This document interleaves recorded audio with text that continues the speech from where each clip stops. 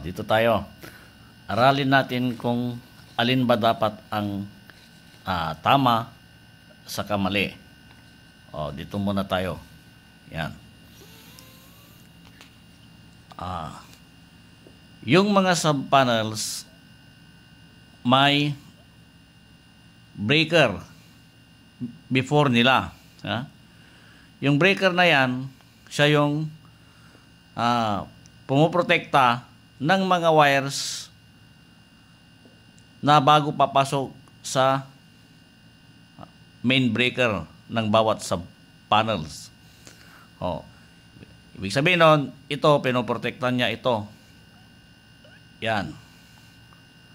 Yung wiring, nandyan sa baba niya. Sa load side. Line side, load side. Pare-parehas sa mga sub-panels kung ano yung pinoprotektan nito before nung bawat main ng sub-panels. Ngayon,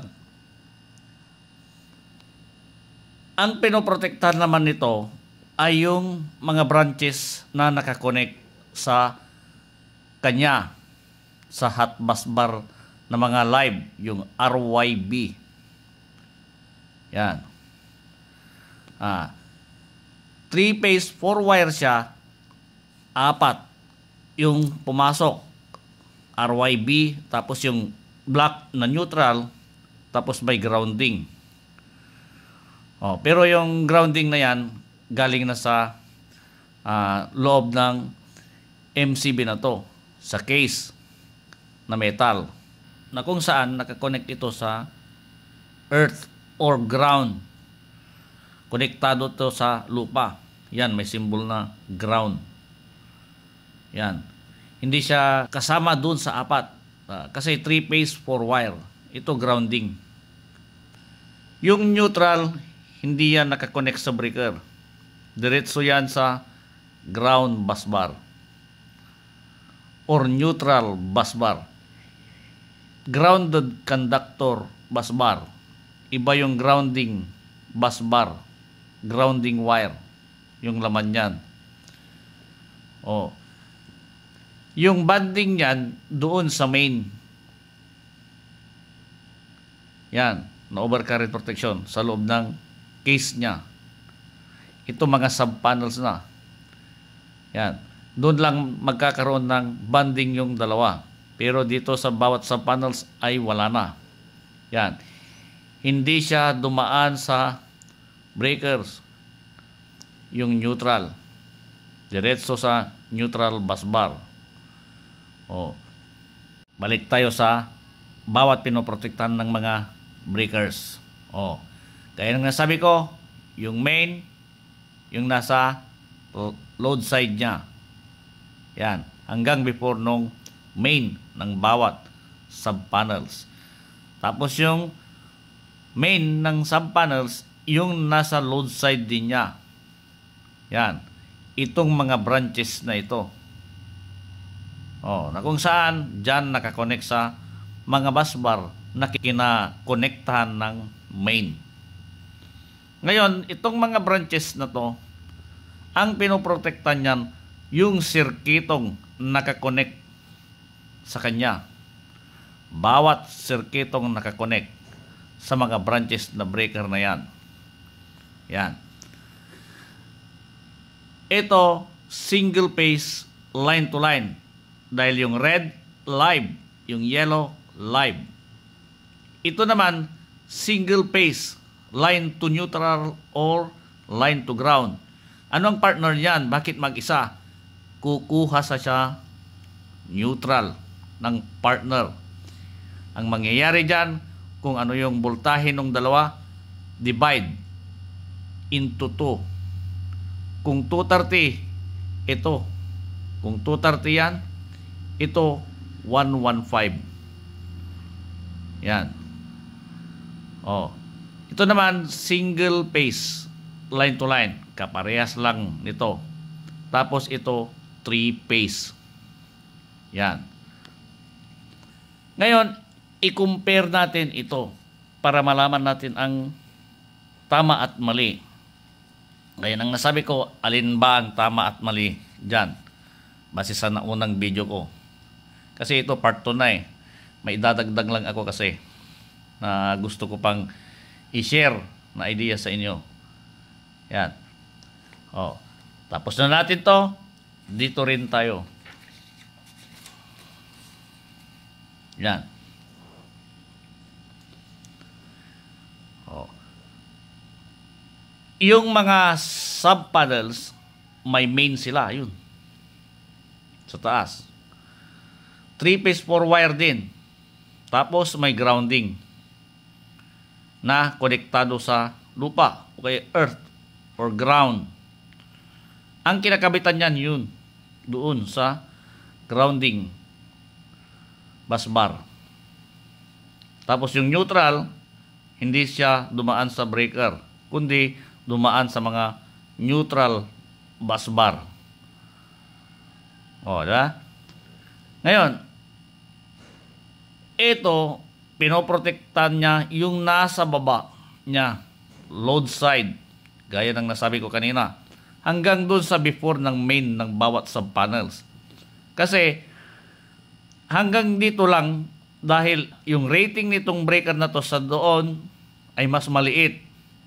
Ibig sabihin, yung nasa baba na niya, may mga maliliit na nakakonect na sa kanya. Kagaya dito sa branch ng mga ito. Oh. Oh, yung main, iyan ang pinakamalaki, ang rating, ampere rating. Ngayon, kunwari alisin mo yan, yung mga branches na yan, tapos yan na lang ang gagamitin mo na main. Dapat yung i-connect mong wire dyan, yung match sa breaker na ito. Yan. Ngayon, pag gagamitan mo ng ito, tapos kunwari wala ito, kasi doble mali yan, dahil doble. Mamaya, paliwanag ko. Kunyari wala ito, tapos yun lang. Kung ano yung ampere dito, dapat yung wire na andyan sa baba niya, sa load side niya, ay match yung amperage rating nito doon sa breaker na kanyang kinakonektahan, na kung saan siya yung protekta sa kanya. Yan. O, ngayon, paliwanag ko kung bakit mali yung doble. Diba? Isipin mo na lang na wala yung mga branches na dyan. Tapos, lahat ng sub-panel andito sa silong ng main na yon. Tapos yung main na yan, may wire yan, na kung saan nakamatch din ang ampacity dyan. O, itong breaker na to, lahat ng nasa silong niya, yun yung kanyang pinoprotektahan hanggang before ng main na ito. O kaya kunyari, kung wala yan, hanggang dyan sa mga branches na yan. Tapos, kung ano yung breaker dito, ang pinoprotektahan niyan, yung wire na kukonek doon sa mga busbar. Kung wala ito na main. Kasi doble. O, ipaliwanag ko kung bakit mali. Meron yung main mo na pumoprotekta dito. Bakit pa meron yan habang mayroon ito? Di ba? Ang pinoprotekta niyan, ito. Ang pinoprotekta nito, ito sana. Lahat yan, yung nakakonect sa MDP na to. O, doble. Anong gamit pa nito kung meron ito? O kaya, anong gamit nito kung meron pa yun? Di ba?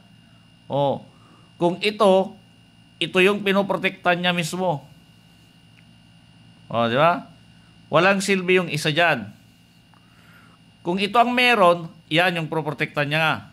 Tapos kung ito ang meron, wala yan, nakakonect sa main, ang pinoprotektan niyan ngayon, ito. Dubli siya. Kaya mali. Hindi pwedeng magiging tama yan. Ganon din yung mga kasama niya. Dahil pare-parehas yung connection dyan. O. Sa kapag isipin mo, maaksaya sa breaker kasi duble-duble. Maaksaya sa breaker yan. Pati sa wire. Bilangin mo yung wire na papasok sa bawat sub-panels. 1, 2, 3, 4, 5. 5. Ibig sabihin, isang tubo yan na kung saan 5 yung nakapasok na wire dyan. Nakukonek yung tubo dito sa case ng sub-panels na ito. Ganon din dyan sa kabila. Pati ito. Kaya ibig sabihin, 5, 10, 15 wires. Di ba? Samantalang kung yung main lang na yon, kasi wala namang silbi ito dahil may main tayo dyan. 1, 2, 3, 4 plus yung ground, yan sana. Tapos may gutter na gaya ng nauna na ganyan.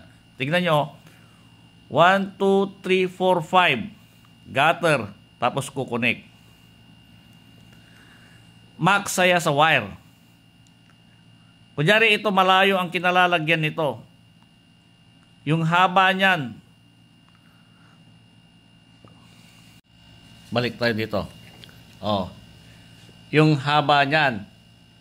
Yung distance nito sa mga sub-panels. Kunyari nasa labas yan. Ito nasa loob ng building. Ito nasa powerhouse. Or kaya sa loob ng genset house. Bilangin mo yung wire na tatakbo sa mahabang lalakbayin para marating itong mga sub-panels na to. 5, 10, 15 wires. Samantalang kung inalis mo to, yung mga branches dyan, dahil may main ka na, yung gamit nito kasi parehas lang dito na ang pinoprotektan niya yan. Kung wala ito, ang pinoprotektan nito, ito. Yan, yung wire na tumakbo tapos pati ito. Ngayon, kung ito, sabi ko kung ito andito, yung main ang proprotekta ng wire na tatakbo sa bawat sub-panels. Tapos ito naman, mga branches. Kunyari 15 meters yan. 15 meters times 15 na wires. Pag-compare mo yung presyo doon sa kahit magkakaiba pa yan, baka mas malaki ito. Dahil sa tinakbo. Kasi kung ito sana, yung tatakbo, papuntang gutter hanggang marating yung mga sub-panels, 5 lang sila. Pag-usapan muna natin yung tungkol sa wire na tatakbo doon sa gutter. Ganito yung diskarte kasi dyan. Siyempre, pag magde-design ang arkitekto, may electrical room yan. Magkakasama yung sub-panels na pinoprotektan nitong main na to. Kunwari ito nasa labas, yung tatakbuhin ng wire na ito, tapos yung gutter na ito, nasa ulunan lang ng mga sub-panels na to. Ibig sabihin, magkakasamang mga yan, magkakadikit, tapos ito nasa taas lang nila. Ito yung tatakbo, papunta doon sa building. Sa loob ng building, na kung saan, doon nakalagay yung electrical room at andun yung mga sub-panels na to na magkakasama.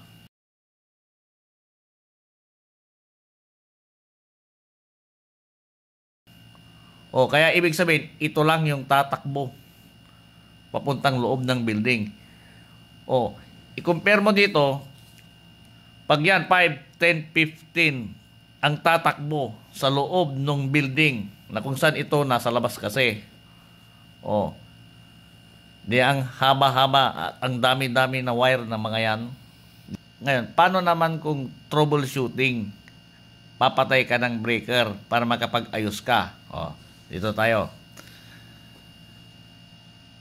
Kung may aayusin ka sa baba nitong main sa FDP na to, siyempre i-off mo yan kung wala yung mga branches na yan para maayos mo ang mga wires ng mga yan na kung saan nakakonekta yung mga sub-panels. Ngayon, kunwari ito naman ang may problema o kaya isa dyan sa mga sub-panels, natural ang papatayin mo yung main nila. Kaya dapat yung main nila nasa loob dito. Nasa loob ng sub panels para hindi ka nalalabas para puntahan pa dito. Kaya ano pang purpose pala nito kung sakali? Oh, kung magtro-troubleshoot ka sa mga wires na yan, siyempre yun yung patayin mo kung wala ito. Wala mga yan. Natural yan. Yan talaga. Oh. Kung mga bawat sub-panels naman, natural yung main lang nila. Andun ka sa loob ng electrical room, yan, magkakasama sila. Patayin mo lang yung main nila. Hindi mamamatay yung ibang sub-panels. Ngayon, kunwari kung andyan yan ng mga breakers, tapos wala ito. Nakakonect lang sa busbar yung wire. Oh. Ang dami mong aayusin. Ilan ba yan? Ito, tapos yun. Kunwari may sira dito sa mga wires na to. May problema sa mga wires na yan. O kaya sa dito. O kaya sa doon. Oh, dyan dami. Compare mo dito. Yan. Dyan lang. Ito, maliit na distance na lang to. Kasi nasa taas lang ng mga tatlong sub-panels. Nasa taas lang. Splicing. Para sa splicing nila ito yung gutter. Oh. Dito ay galing doon sa direkta. Nakadaan sa pipe, mas direkta. Bawat branch ng nasa MDP. Oh. Pag may problema doon, patayin mo 'yon. Oh, pag may problema dito, 'yun ang patayin mo. Pag may problema dito, edi 'yun ang patayin mo. Pero pag ganito, natural, nasa iisa lang sa malalaking wire yan. Hindi basta-basta. Compare mo dito. 1, 2, 3. Mas maraming ayusin. Dito, iisa lang. Pag naayos mo yan, wala nang problema. Ito, pag inayos mo to, may posibilidad na masira rin to. Oh. Hindi ko sinabing, porque inayos mo to, masisira yun kaagad. Hindi. Kunyari, inayos mo to, tapos, bigla nagkataon na nasira rin to. O di dalawa yung ayusin mo. Dito hanggang isa lang. Saka ito yung nakakonect dyan sa gutter box. Maliit na distance lang yan. Madaling ayusin. Compare mo dito. Kunyari palit ka ng wire dyan na isa. Kunwari naputol sa gitna. Oh. Di aayusin mo 'yan. Aalisin mo. I-rewire. Paano kung doon din? Oh, compare mo dito ay isa lang. O naayos mo 'yan, alangan na masisira kaagad. Ito, inayos mo 'yan. Tapos natsamba, sumunod na mga araw, nasira din 'to. Oh, ang dami mong aayusin. Kasi ito, magkakaiba ng pinasukang tubo. Ito, iisa lang yung pinasukan niyang tubo. Ito, nakakonek agad. Maliit na distance lang yan. Karamihan na distance nito sa taas nung itong sub-panels na mga ito. Minsan, 0.50. May 0.40 pa. Oh. Kaya mas okay yung ganito. Compare mo dito. Kasi doble-doble na nga yung main, ang dami pang wires. Hindi kagaya nito. Yan. Oh, yung tungkol naman sa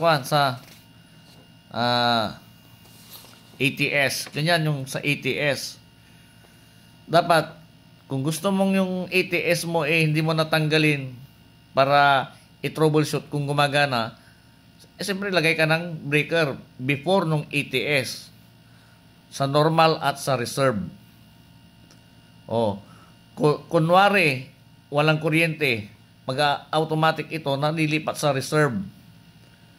Oh, ngayon habang umaandar yung reserve, biglang nagka-kuryente. Normal doon sa ATS, ang priority niyan ay sa normal, yung sa power supply ng poste. Oh, hindi yung tungkol sa ganito, na sinasabi na kaya doble-doble daw para sa troubleshooting ng ATS para hindi na daw tanggalin. I-on off lang. Paano nangyari yun? Nasa baba. Yan o, nasa baba. Yung MDP tapos mga branches. Paano niya ikakat yung bawat supply dun kung andito sila sa baba? Dapat andun sa before nung ATS. Sa line side ng ATS, hindi sa load side. Oh, di ba? Okay.